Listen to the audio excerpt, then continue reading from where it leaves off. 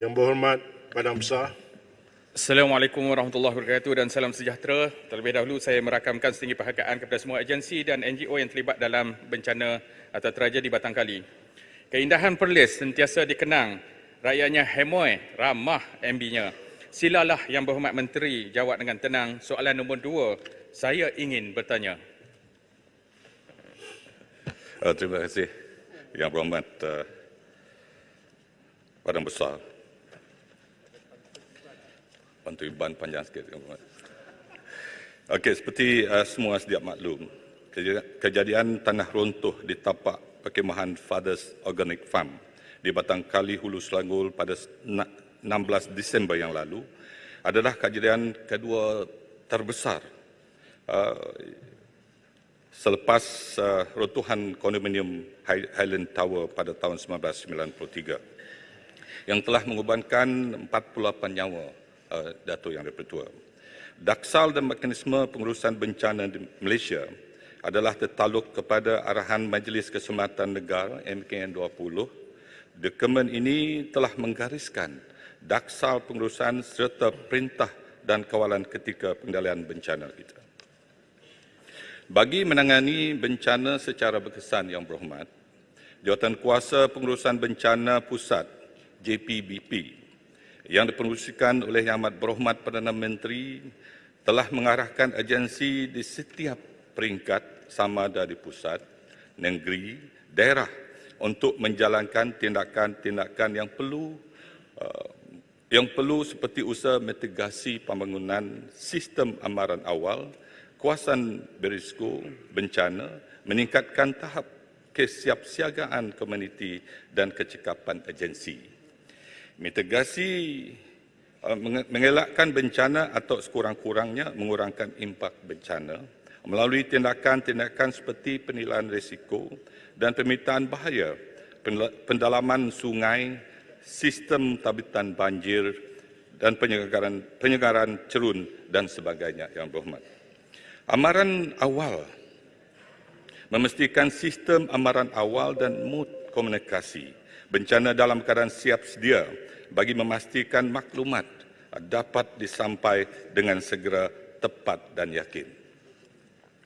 Presiden komuniti Yang Berhormat meningkatkan keupayaan komuniti untuk bertindak sebagai initial response dengan izin sebelum agensi penyelamat tiba melalui program Community Based Disaster Risk Management. Yang keempat Yang Berhormat, pembangunan kompetensi agensi kita meningkatkan kecekapan mengurus bencana ketika mengendalikan Pusat Kawalan Operasi Bencana PKOB dan pos kawalan tempat kejadian PKTK melalui latihan interagensi yang berterusan. Bagi tujuan pengoperasian tindak balas dalam sesuatu kejadian bencana, garis panduan operasi yang telah dibangunkan dan disemakkan secara berkala bagi memastikan penambahbaikan dapat dibuat dari sudut tindak balas bencana. Terima kasih Yang Berhormat. Soalan tambahan Yang Berhormat Badan Besar. Minta Kementerian menyatakan sejauh mana program SIDET di bawah APM ini berjaya serta mampu membantu kerajaan dan adakah kerajaan bersedia dengan tangan yang terbuka bagi NGO yang telah dilatih bersama dalam misi-misi menyelamat bersama dengan agensi penyelamat yang sedia ada. Contohnya Khidmat Malaysia, Mesti Malaysia, Jabatan Aman Malaysia, Persatuan Bulan Sabit Malaysia dan lain-lain. Terima kasih. Terima kasih Yang Berhormat. Walaupun soalan lain daripada soalan asalnya, tetapi oleh Yang Berhormat adalah prihatin. Jadi Yang Berhormat, program SIDEC telah diperkenalkan pada tahun 2006 sebagai salah satu dalam pasukan bantuan akseleri, iaitu Angkatan Pertahanan Awam, dan sehingga kini jumlah keseluruhan SIDEC, pasukan SIDEC adalah 303 Yang Berhormat, dengan keanggotaan seramai 7,505 adalah majoriti saya pilihan raya pada tahun PRU15 ini. Betul. Jadi pasukan SIDEC terlibat secara aktif di lokasi masing-masing ketika berlakunya kecemasan atau bencana serta telah memainkan peranan yang sangat berkesan seperti bertugas di Pusat Pemindahan Sementara PPS ketika berlakunya Yang Berhormat bencana dan membantu melaksanaan kerja-kerja pembersihan rumah bangsa bencana, agihan bantuan makanan serta kelengkapan kepada mangsa-mangsa ketika pasca bencana. Terima kasih Yang Berhormat. Soalan tambahan. Betul itu, Ketua. Soalan tambahan. Igan. Jawapan Igan. Terima kasih, Datuk Edi Petua.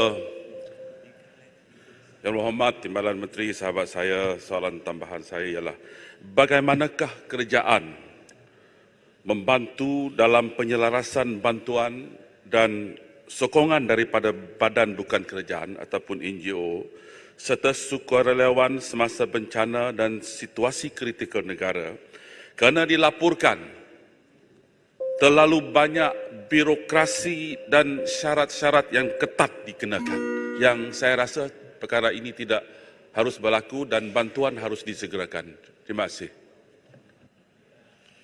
Terima kasih saudara saya YB Gan. Merujuk kepada dakwaan sesetengah pihak bahawa terdapat banyak birokrasi Yang Berhormat dan syarat ketat yang dikenakan terhadap NGOs dan sukarelawan yang hendak membantu suatu bencana adalah tidak benar semata-mata Yang Berhormat. Arahan nombor 20 Majlis Kesemarasan Negara Yang Berhormat, Daksal dan Mekanisme Pengurusan Bencana Negara menetapkan Pusat Kawalan Operasi Bencana PKOB sebagai pusat penyelaras dan pengurusan dan bantuan sewaktu bencana.